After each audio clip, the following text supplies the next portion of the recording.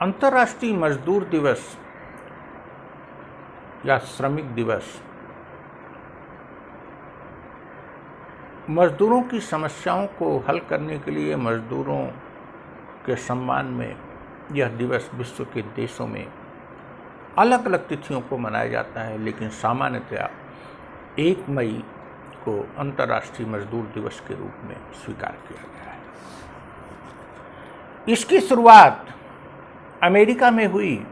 इस कॉन्सेप्ट को पीटर जे मैकगुरी ने दिया, जो कि एक कारपेंटर थे और श्रमिक नेता थे।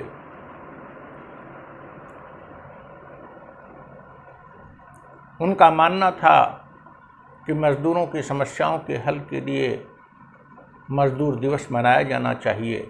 1880 के दशक में दिया, लेकिन यह कॉन्सेप्ट के आने में जिस मजदूर आंदोलन ने महत्वपूर्ण योगदान दिया वह था 8 आवर्स वर्क। इस आंदोलन की मूल विषय वस्तु थी कि मजदूरों को काम केवल 8 घंटा काम करना हो, 8 घंटे उनके रिक्रिएशन के लिए हों और 8 घंटे आराम के लिए।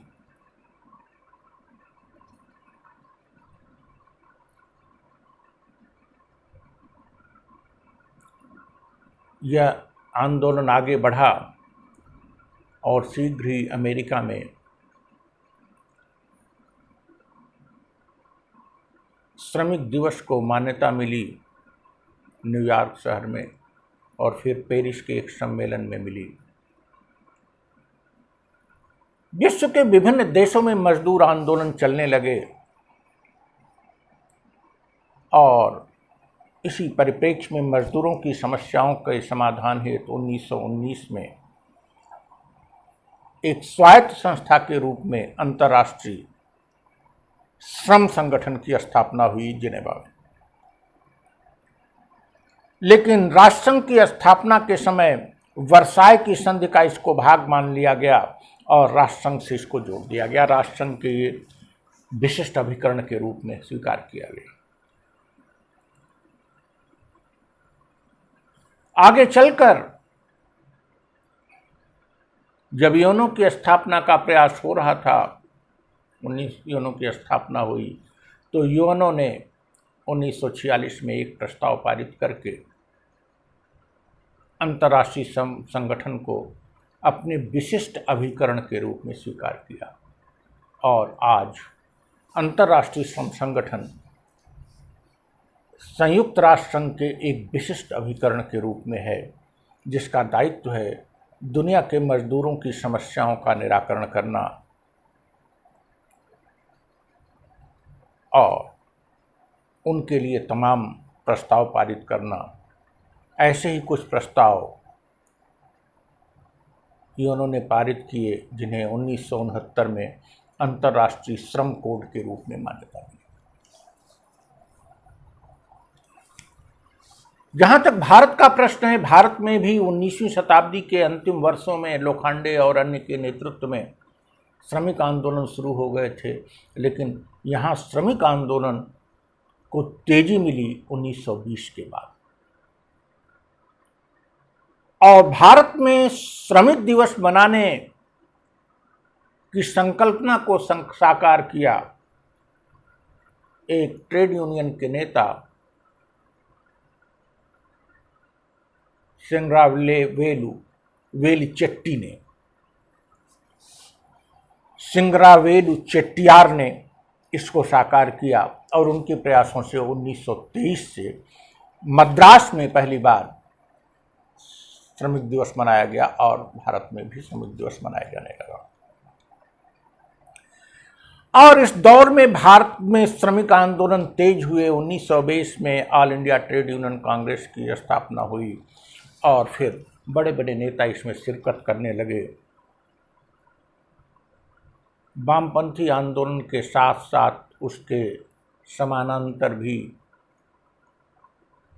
श्रमिक आंदोलन भारत में तेज हुआ। श्रमिकों की समस्याओं के निराकरण हेतु एक के बाद एक प्रयास हुए और भारत में कुछ ऐसे बड़े नेता रहे जो श्रमिक आंदोलन से जुड़े रहे, चाहे लाजपत राय रहे हों, चाहे जवाहरलाल नेहरू रहे हों, वो भी श्रमिक आंदोलन का नेतृत्व किए थे। और आगे चलकर वी गिरी, ज्योति बसु जैसे नेता श्रमिक आंदोलन की ही उपज थे।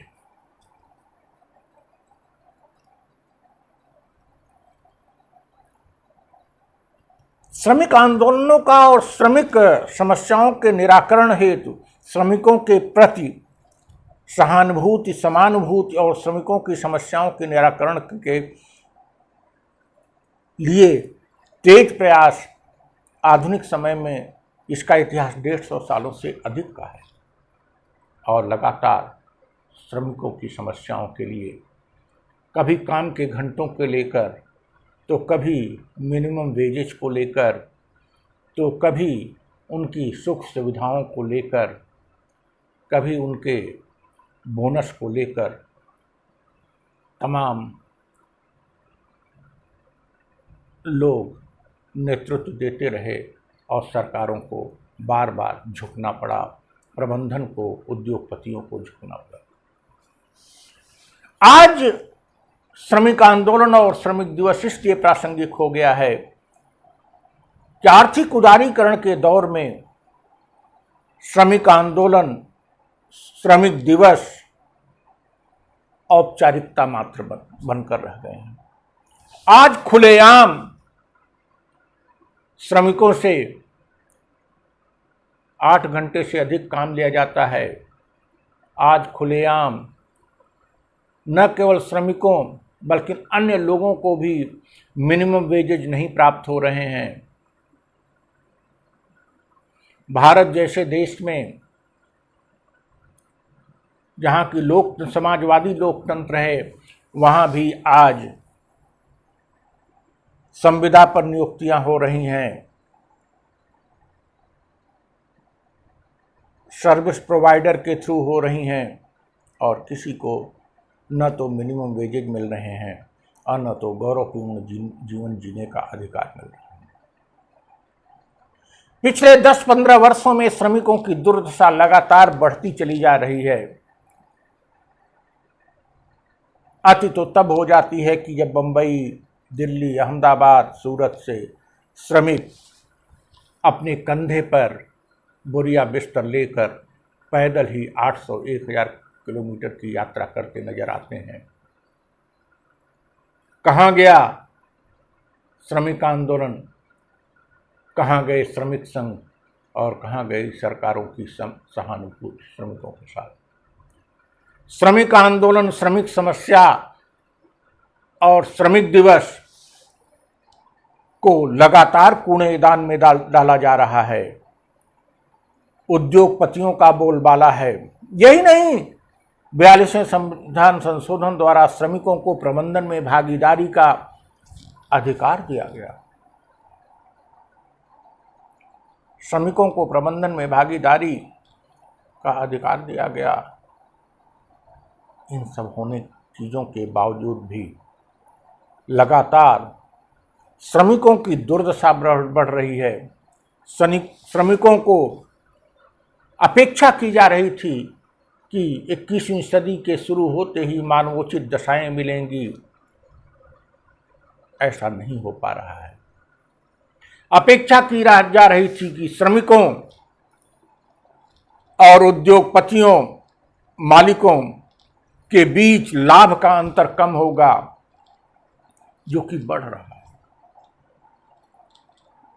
लोगों के बीच आर्थिक असमानता बढ़ रही है। श्रमिकों का जीवन स्तर निम्न होता जा रहा है।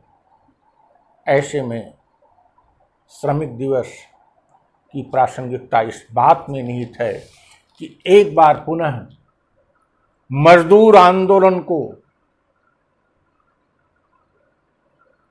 प्राथमिकता के तौर पर लिया जाए। मजदूरों की सेवा सुविधाओं, सेवानिवृत्ति की शर्तों, काम के घंटों,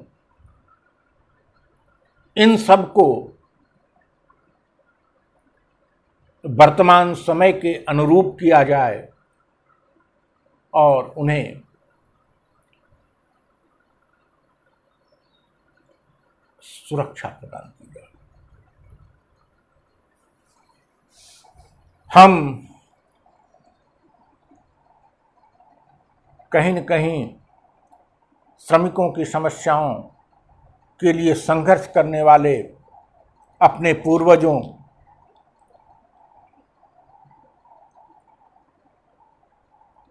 की आत्मा को अशांति दे रहे हैं।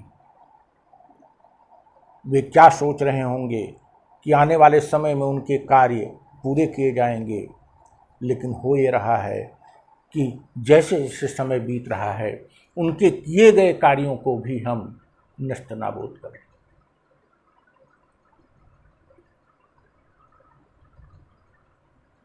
आवश्यकता इस बात की है, भारत सरकार और राज्य की सरकारें मानवीय आधार पर अपने चिंतन को, अपने दृष्टिकोण को आगे बढ़ावें।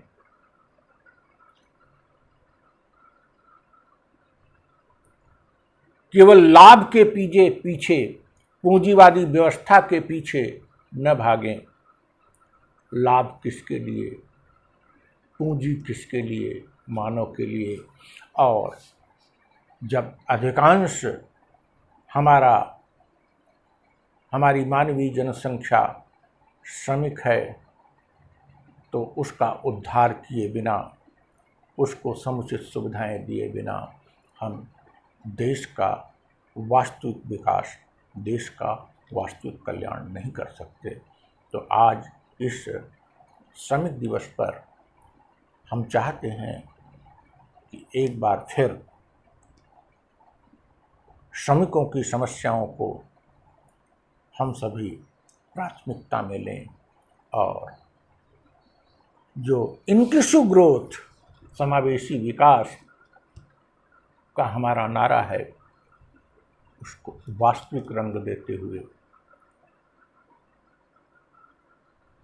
श्रमिक और समाज के सबसे निम्न स्तर पर रहने वाले लोगों की समस्याओं का निराकरण करें और उन्हें समुचित सम्मानपूर्ण जीवन निर्वाह की सुविधाएं प्रदान करें।